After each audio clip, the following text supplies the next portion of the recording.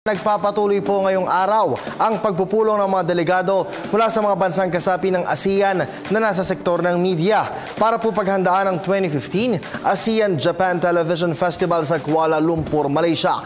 Ang update niyan, alamin po natin mula sa aming Julius Disamburun, mag-uulat mula sa Malaysia Live.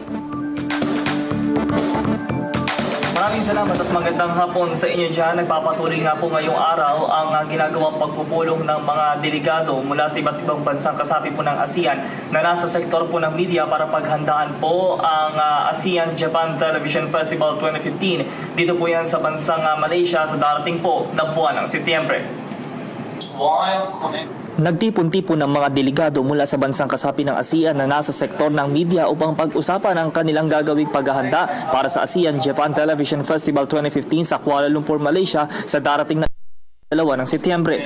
Ginawa ang nasabing pagpupulong sa mismong tanggapan ng Radio Television Malaysia sa Angkasa Puri Complex. Ang nasabing festival ay isang public event na layong maging konektado at mapanatili ang kooperasyon ng bawat bansang ASEAN lalo na sa industriya ng pamamahayag. Isa din sa hangarin ng nasabing festival ang ipromote ang mga lokal na programa ng bawat bansang ASEAN at ng Japan TV stations, gayon din ang pagpapakita ng mga makabagong teknolohiya. This is the venue which is in the Belgian Times Square, the hotel that we stayed.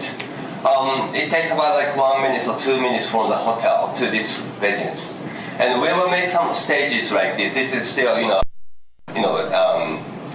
still rough design, but maybe we may make like this design on this hall, and we'll show it at the event.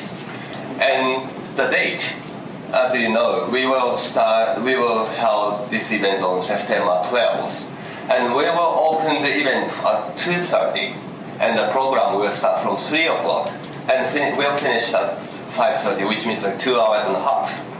We got fund from the Japanese government because concerning the casting, also we have so many members, and also we, BJ, also Kimi-san, Dentsu really want to have this event very gorgeous.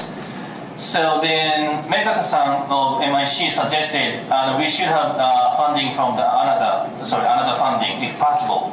Hangad ng mga organizer ng festival na makipagpalitan ng ideya mula sa mga bansang kalahok para sa ikagaganda, ikapapayapa at ikatatagumpay nito. Bukod sa broadcasting industry ay pinalalakas at pinopromote din nila ang kultura ng bawat bansa sa Southeast Asia at maiangat pa ang ASEAN awareness ng bawat isa. Traditional costume is also okay. But if he or she doesn't want, I mean, like this type of clothes is also okay.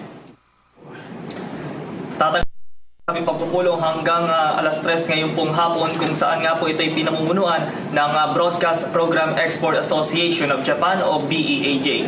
Yan ang pinakahuling mga ulat mula pa rin dito sa Kuala Lumpur, Malaysia, kasama si Direk Andy Macapagal para sa Telebisyon ng Bayan. Ako si Julius Disamburun.